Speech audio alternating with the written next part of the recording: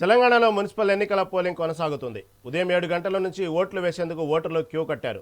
మొత్తం 116 మున్సిపాలిటీలు, 7 కార్పొరేషన్లకు ఎన్నికలు జరుగుతున్నాయి. రాష్ట్ర వ్యాప్తంగా 8,195 పోలింగ్ కేంద్రాలను ఏర్పాటు చేశారు. ఇక ఈ ఎన్నికల్లో 52,43,023 మంది ఓటర్లు తమ ఓటు హక్కును వినియోగించుకోనున్నారు. ఈ నేపథ్యంలో 25,000 మంది పోలీసులతో భారీ బందోబస్తు ఏర్పాట్లు చేశారు. సాయంత్రం 5 గంటల వరకు పోలింగ్ జరగనుంది. ఈ మున్సిపల్ బరిలో 12,993 మంది అభ్యర్థులు పోటీ చేస్తున్నారు.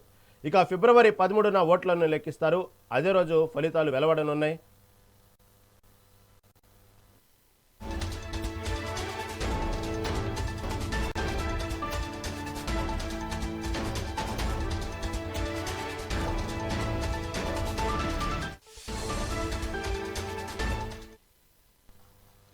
తెలంగాణలో మున్సిపల్ సంబంధించినటువంటి ఏదైతే ఎన్నికల పోలింగ్ కొనసాగుతూ ఉంది, ఉదయం 7 గంటల నుంచే ఓట్లు వేసేందుకు ఓటర్లు క్యూ కట్టారు.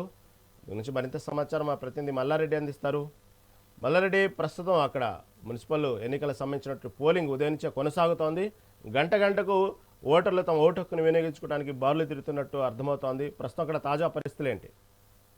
గుడ్ మార్నింగ్ రాయం. ఉమ్మడి మెదక్ జిల్లా వ్యాప్తంగా చూసినట్టుంటే 19 మున్సిపాలిటీలకు ఎన్నికలు జరుగుతున్నాయి. మొత్తానికైతే చూసినట్టుంటే 19 మున్సిపాలిటీలో 402 వార్డులకు గాను 1,657 మంది అభ్యర్థులు అయితే పోటీ చేస్తున్న పరిస్థితి. ఇక 2,300 పోలీసు అధికారులతో గట్టి కట్టుదిట్టమైన భద్రతా ఏర్పాట్లు చేశారు. మొత్తము ఈ 19 మున్సిపాలిటీలో 402 వార్డులకు గాను 3,506 పోలింగ్ బూతులను ఏర్పాటు చేశారు. అంతేకాకుండా ఉమ్మడి జిల్లా వ్యాప్తంగా 5,30,291 మంది ఓటర్లు అయితే తమ ఓటు హక్కును వినియోగించుకున్నారు. ముఖ్యంగా చూసినట్టుంటే ఇందులో 2,98,107 మంది అయితే మహిళా ఓటర్లు ఉన్నారు. మొత్తానికైతే చూసినట్టుంటే 406 వార్డులకు గాను 885 మంది మహిళా అభ్యర్థులు, 772 మంది పురుషులు అయితే పోటీ చేస్తున్న పరిస్థితి ఉంది. ముఖ్యంగా చూసినట్టుంటే ఉమ్మడి మెదక్ జిల్లా వ్యాప్తంగా ఇటు సంగారెడ్డి, సిద్దిపేట, మెదక్ కలెక్టర్లు అయితే కట్టుదిట్టమైన భద్రత ఏర్పాటు చేశారు. 100% పోలింగ్ నమోదయ్యే విధంగా కట్టుదిట్టమైన చర్య అయితే తీసుకున్న పరిస్థితి ఉంది. అయితే ముఖ్యంగా ఈ 11 మున్సిపాలిటీల్లో స్పెషల్ గా ఏదంటే ఎకో ఫ్రెండ్లీ పోలింగ్ స్టేషన్లు అయితే ఏర్పాటు చేసిన పరిస్థితి అయితే కనబడుతుంది. మనం ప్రస్తుతం దుబ్బాక పట్టణంలోని ఎకో ఫ్రెండ్లీ పోలింగ్ స్టేషన్ వద్ద అయితే ఉన్నాము.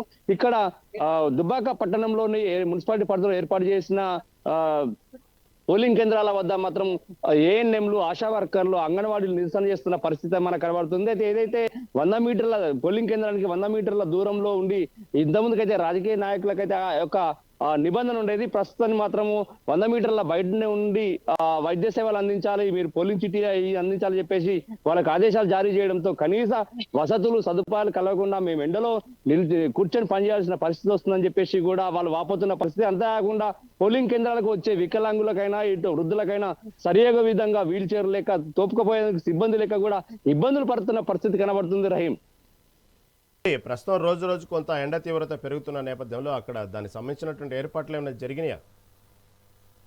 ఏదైతే ఎండ తీవ్రత ఉంటుందో షామియాలను ఏర్పాటు చేశారు. కూర్చున్న కుర్చీలు కూడా ఏర్పాటు చేసిన పరిస్థితి. ఈ వాటర్ సదుపాయం కూడా కల్పించారు. కానీ వైద్య సదుపాయం ఒకటి మాత్రము 100 మీటర్ల దూరంలో ఏర్పాటు చేయడంతో ఇటు ఓటర్లు అసహనం వ్యక్తం చేస్తున్న పరిస్థితి. అదే ఉద్యోగస్తులు కూడా, ఆశా వర్కర్లైనా, ఏఎన్ఎంలైనా, వైద్యాధికారులు వాళ్ళు కూడా నిరసన వ్యక్తిస్తున్న పరిస్థితి అయితే కనబడుతుంది. రాయం, మొత్తానికైతే ఈ జిల్లాలో కొత్త ప్రయోగం వాళ్ళు ఏమో వాపోతున్న పరిస్థితి. ఏదైతే ఇన్ని రోజుల నుంచి మేము ఇన్ని రకాలుగా ఎలక్షన్ డ్యూటీ చేస్తున్నా కానీ ఇప్పుడు మొదటిసారిగా మమ్మల్ని 100 మీటర్ల దూరంలో ఉంచడం అనేది మంచి పద్ధతి కాదని చెప్పేసి కూడా ఉద్యోగస్తులు ఆపోతున్న పరిస్థితి. Okay, right Malla Reddy, thank you for update.